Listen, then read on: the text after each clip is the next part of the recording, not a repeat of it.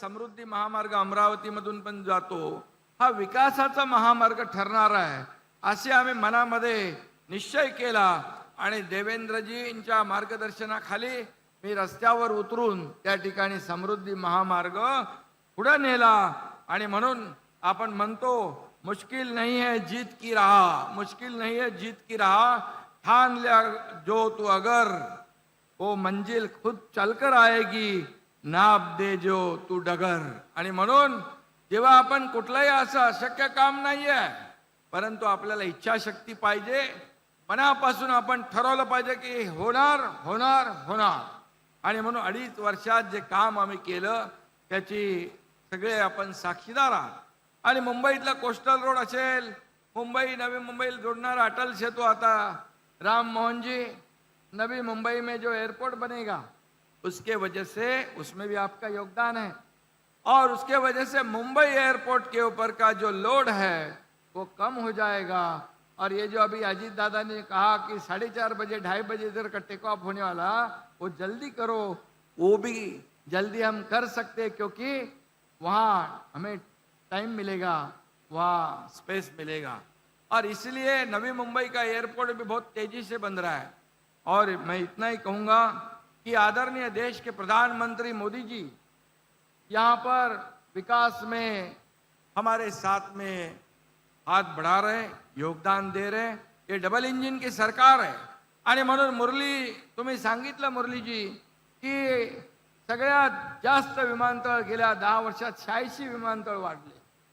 पूर्वीच्या विमानतळ आणि आताच्या विमानतळामध्ये फरक आहे. 400 विमानतळ तुमचं टार्गेट आहे. आणि म्हणून खऱ्या अर्थाने हाच जर विकासाचा वेग राहिला तर मला वाटतं मोदीजींच्या नेतृत्वाखाली या खरं म्हणजे या देशामध्ये आणि महाराष्ट्रात, आता तर सगळ्यात जास्त एअरपोर्ट महाराष्ट्रात आहेत, आणखी आपल्याला महाराष्ट्रात एअरपोर्ट करायचे आहेत, नाईट लँडिंग करायचं आहे. आणि खऱ्या अर्थाने आम्ही पालघरमध्ये देखील 3रा एअरपोर्ट करतोय आणि त्याला देखील तुमचं योगदान आवश्यक आहे. आणि म्हणूनच खऱ्या अर्थाने या पुढे जे विकासाचा जो वेग आहे तो वेग आपल्याला या ठिकाणी आदरणीय मोदी साहेब प्रधानमंत्री आहेत. आणि या महाराष्ट्रामध्ये रेल्वेसाठी, रस्त्यांसाठी, एअरपोर्टसाठी, पोर्टसाठी, या सगळ्या योजनांसाठी केंद्र सरकार पैसे देत आहे. आपण रेल कनेक्टिव्हिटी करतोय, एअर कनेक्टिव्हिटी करतोय, रोड कनेक्टिव्हिटी, पोर्ट कनेक्टिव्हिटी करतोय आणि ॲक्सेस कंट्रोल रोड बनवतोय. या राज्यामध्ये कुठल्याही कोपऱ्यातून कुठल्याही कोपऱ्यात जायचं असेल तर 7 ते 8 तासापेक्षा जास्ती लागता कामा नये, ही आमची संकल्पना आहे.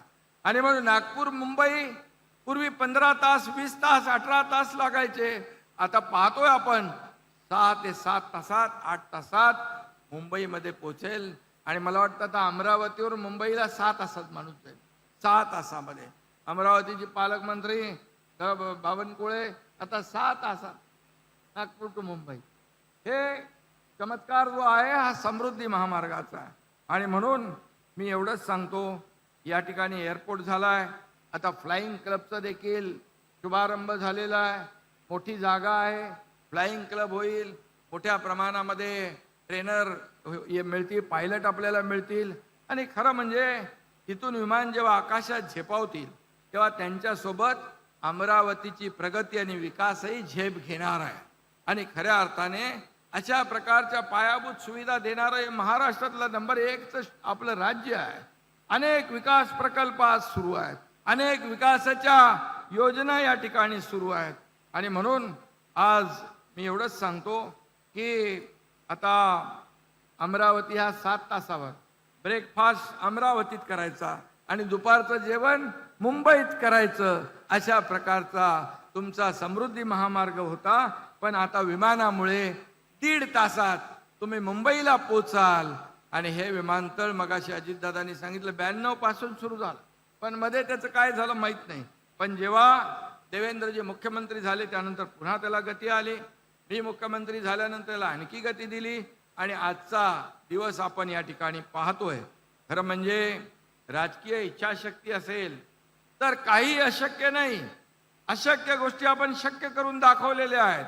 आणि म्हणून अडचणींचा पाडा सोपा असतो आणि आमच्या आधी जे सत्तेमध्ये होते त्यांना फक्त अडचणीचाच तोंडपाठ होता आणि विकासाच्या पाड्याशी काही देणं घेणं ठेवत नव्हते. म्हणूनच अनेक प्रकल्प रखडले. स्पीड ब्रेकर सरकार म्हणून मागचं होतं, पण आता आम्ही सगळे स्पीड ब्रेकर हटवले. आपलं सरकार बुलेट ट्रेनचं आहे आणि बुलेट ट्रेनच्या वेगाने या ठिकाणी आपल्याला पुढे जायचं आहे. आणि म्हणूनच मी आपल्याला सांगतो, बघा अनेक प्रकल्प या ठिकाणी होत आहेत आणि या एअरपोर्टमुळे अमरावतीचा विकास होईल. सर्वसामान्य शेतकऱ्यांना, इथल्या नागरिकांना फायदा होईल. या ठिकाणी या वाहतूक व्यवस्था जिथे असते, रस्ते जिथे चांगले असतात, रेल्वे कनेक्टिव्हिटी असते, एअर कनेक्टिव्हिटी असते, त्या ठिकाणी विकास जलद गतीने होत असतो. आणि म्हणून सर्व नियोजित विमानतळांची कामं अशीच मार्गी लागली पाहिजे. यासाठी आपण प्रयत्न करूया. छत्रपती राजाराम महाराजांनी स्थापन केलेल्या कोल्हापूर विमानतळाचं विस्तारीकरण आदरणीय प्रधानमंत्री नरेंद्र मोदीजींच्या हस्ते झालं. तेव्हा कोल्हापूरचा ऐतिहासिक लुक आपण पाहतोय. हे देखील विमानतळ आंतरराष्ट्रीय दर्जाचं होईल. इथेही नाईट लँडिंग होईल. सर्व तयारी मला वाटतं झालेली आहे आणि हे लवकर होईल. आणि म्हणून आपल्या सर्व पदाधिकाऱ्यांना मी मनापासून शुभेच्छा देतो. खरं म्हणजे अमरावती विदर्भातलं शिक्षणाचं माहेरघर आहे आणि म्हणून इथून विमानसेवा सुरू करावी, झाली पाहिजे अशी मागणी अनेक वर्षापासून होती. आणि म्हणून आज खऱ्या अर्थाने त्याला सुरुवात झालेली आहे आणि आपल्या सगळ्यांच्याच साक्षीने त्याचं उद्घाटन झालं आहे. जसं जशी मागणी वाढेल तशी तशी त्याची क्षमता देखील वाढ करण्याचं काम आपलं सरकार करेल. मला खात्री आहे अमरावती विमानतळ हे विदर्भाच्या अर्थव्यवस्था, व्यापार, पर्यटन, हवाई संपर्कासाठी गेम चेंजर प्रकल्प ठरल्याशिवाय राहणार नाही, अशा प्रकारचा विश्वास या ठिकाणी व्यक्त करतो. अगदी चांद्यापासून बांद्यापर्यंतची जी कनेक्टिव्हिटी आहे ती आपण भक्कम करतोय आणि म्हणून या संपूर्ण प्रकल्पांना वेग आणि गती देण्याचं काम आपण करतोय. म्हणून मी आपल्याला एवढंच सांगतो, विरोधक अनेक अफवा पसरवत आहेत, परंतु ज्या आम्ही योजना सुरू केलेल्या आहेत, लाडकी बहीण योजना असेल, लाडकी आम्ही तिघही इथं बसलेलो आहे, लाडकी बहीण योजना कधीही बंद होणार नाही. ज्या योजना आम्ही सुरू केल्या टप्प्याटप्प्याने आम्ही सगळ्या पूर्ण करणार. आम्ही प्रिंटिंग मिस्टेक वाला सरकार नाही.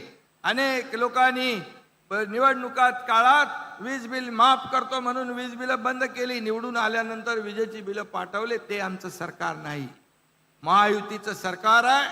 आणि या आमच्या सरकारच्या मागे देशाचे प्रधानमंत्री नरेंद्र मोदीजी ठामपणे खंबीरपणे उभे आहेत. अमित शाह साहेब आहेत, इतरही विभागाचे, जसं आता आमचा राम मोहन नायडू या ठिकाणी या विमान सेवेला मुरलीधर मोहोळ हे सहकार्य करतात, असे मंत्री देखील आपल्या सोबत आहेत. आणि म्हणून डबल इंजिनचं सरकार यापुढे देखील वेगवान गतीने काम करेल असा विश्वास व्यक्त करतो. पुन्हा एकदा तुम्हाला सगळ्यांना शुभेच्छा देतो. धन्यवाद. जय हिंद, जय महाराष्ट्र. लोकशाही मराठी ऐका, पहा, जागरूक रहा.